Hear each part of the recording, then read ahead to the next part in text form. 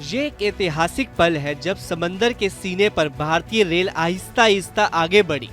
6 अप्रैल 2025 को रामनवमी के दिन प्रधानमंत्री नरेंद्र मोदी ने तमिलनाडु के रामेश्वरम में एक नए पंबन ब्रिज का उद्घाटन किया, जो कि आधुनिक तकनीक के रेल सफर में मील का पत्थर है। लेकिन इस पुल की 125 साल पुरानी कहानी दिल दहला देने वाली है। ये आज भी इतिहास के पन्नों में दर्ज है।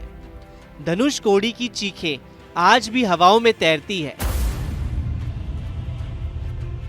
59 साल पहले का वो हादसा जब समंदर में समा गई थी पूरी ट्रेन, मिट गया था स्टेशन का नामो निशान।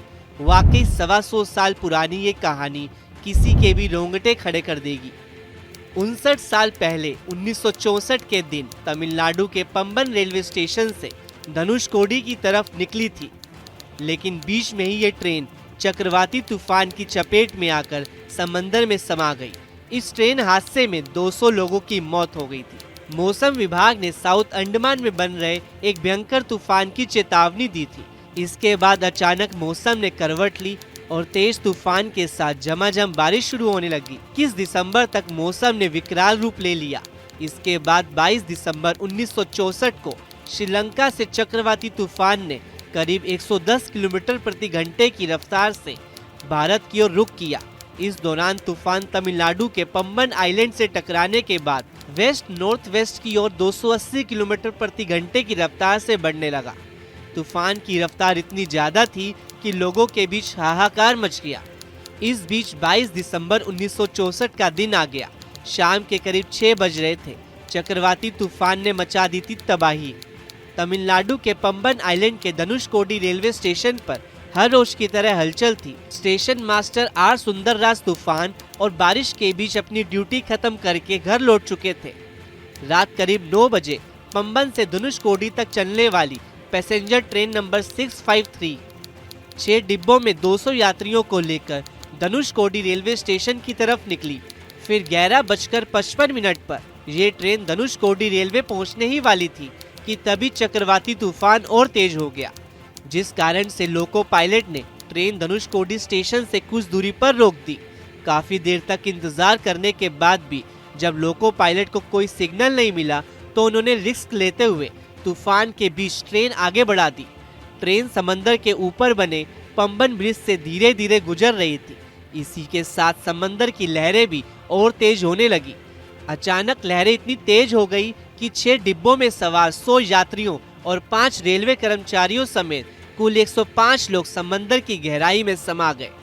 हालांकि दावा किया जाता है कि ट्रेन में 200 यात्री सवार थे, क्योंकि कई लोग बिना टिकट के यात्रा कर रहे थे। सभी यात्री इस ट्रेन हादसे में मारे गए थे। कहा जाता है कि ये चक्रवाती तूफान भारत में आए अब तक के सबसे खतरनाक तूफानों में से एक था। तूफान की तबाही ने स्टेशन का नामो निशान तक मिटा दिया। इस चक्रवाती तूफान के चलते 1500 से 2000 लोगों की जान चली गई थी। केवल धनुषकोडी में ही 1000 से अधिक लोग मारे गए थे। लेकिन वक्त हर जख्म भरता है। 125 साल बाद उसी जगह की काया पलट हो गई है। अब नया पंबन ब्रिज बनकर तैयार है। ये एक ऐतिहासिक पल है जब समंदर के सीने में भारतीय रेल दौड़ी और उसे हरी झंडी दिखाकर पीएम मोदी ने रवाना किया। पीएम मोदी ने 6 अप्रैल 2025 को रामनवमी के दिन तमिलनाडु के रामेश्वरम में नए पंबन ब्रिज का उद्घाटन किया। पीएम मोदी ने CNN न्यूज 18 के विशेष कार्यक्रम राइजिंग भारत समिट में नए पंबन ब्रिज के निर्माण को लेकर बताया कि कैसे पंबन ब्रिज एक बड़े हादसे का गवाह बना। अभी 2 दिन पहले ही मैं रामेश्वरम में था। वहां मुझे ऐतिहासिक पंबन ब्रिज के लोकार्पण का अवसर मिला। करीब 125 साल पहले अंग्रेजों ने वहां एक पुल बनवाया था। उस पुल ने इतिहास देखा। उसने आंधियां सही। एक बार सुनामी ने, साइक्लोन ने उस पुल को बहुत नुकसान पहुंचाया। सालों तक देश इंतजार करता रहा।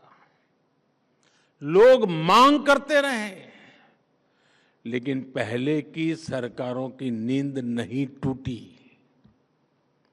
जब हमारी सरकार आई तो नए पंबन ब्रिज के लिए काम शुरू हुआ और अब देश को अपना पहला वर्टिकल रिफ्ट रेल सी ब्रिज मिल गया है।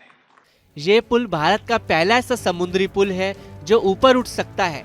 इस ब्रिज में ऑटोमेटेड इलेक्ट्रोमैकेनिकल लिफ्ट सिस्टम मौजूद है जो पुल को 17 मीटर तक ऊपर कर सकता है ताकि जहाज आसानी से गुजर सके।